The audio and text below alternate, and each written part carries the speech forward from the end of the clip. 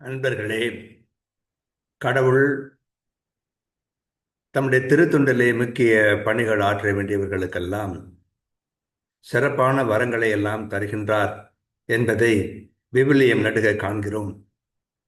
இன்று இறையடியார் வீரமாமுனிவர் வளனாருக்கு ஆண்டவர் ஒரு அரும் வரம் தந்தார் என்பதை சொல்வதை நாம் பார்க்கிறோம். அது என்ன அருவரம் என்று சொல்லும் பொழுது, புனிதர் திருமுழுக்கு யோவானை போன்று தாயின் வயிற்றிலேயே பிறப்பு வினையை, பாவத்தை, ஜென்ம பாவம் என்ற பிறவி பாவத்தை மறைத்து அவர் புனிதனாக பிறந்தார் என்ற ஒரு கருத்தை நமக்கு சொல்வதை பார்க்கிறோம். தாய் செய் சிறை நீக்கு முனர் தரையில் பேய் செய் சிறை நீத்து அருள் பெற்று உடல் ஆம் நோய் செய் சிறை நூறுப கன்னியரா நீ செய் சிறை நீர் பொறி காத்திரனால் என்று வளனாரை பற்றி அன்னை மரியாவுக்கு செய்தி சொல்லப்படுகிறது என்பதை நாம் இந்த செயலிலே பார்க்கிறோம். இந்த செயலின் பொருள் என்ன?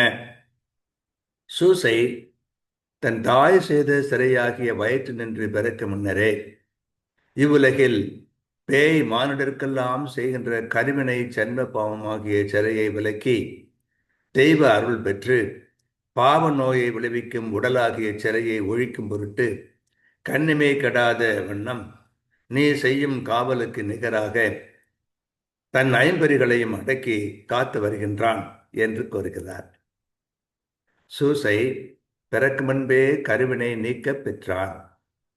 பேயின் சூழ்ச்சியால் நேர்ந்த பிறவி பாவம் நீங்கியதால் அருள் பெற்றான். பாவத்தை தோற்றுவிக்கும் உடலை ஒருத்து கண்ணிமை கடம்பு உண்டான். ஐம்பொறிகளையும் அடக்கி ஆளுகின்றான். இவ்வாறு சிறப்பு பெற்றதாக புனித வளனாரை பற்றி நாம் பார்க்கிறோம். தாய் செய் சிறை நேக்கு முனர் தரையில் பேய் செய் சிறை நீ தருள் பெற்றுடலா நோய் செய் சிறை நூறுப கண்ணியரா நீ செய் சிறை நேர்பொறி காத்து நாள் என்று அதனை பற்றி சொல்வதை பார்க்கிறோம். கடவுள் கொம்பு தராமல் முட்டை சொல்ல மாட்டார். கொட்டுவதென்றால் கொடுக்கு தந்திருப்பார். அதே போன்று பெரும் பணி ஆற்ற வேண்டியவர்களுக்கு அரும் வரங்களை கடவுள் தருகின்றார். அந்த வகையில் வளனாருக்கு சிறந்த ஒரு வரத்தை கொடுத்திருந்தார் என்பதை இறையடியார் வீரமாமுனிவர் இந்த செய்யுளிலே சொல்லுகிறார். நாம் அதை எண்ணி பெருமைப்படுவோம். வாழ்க.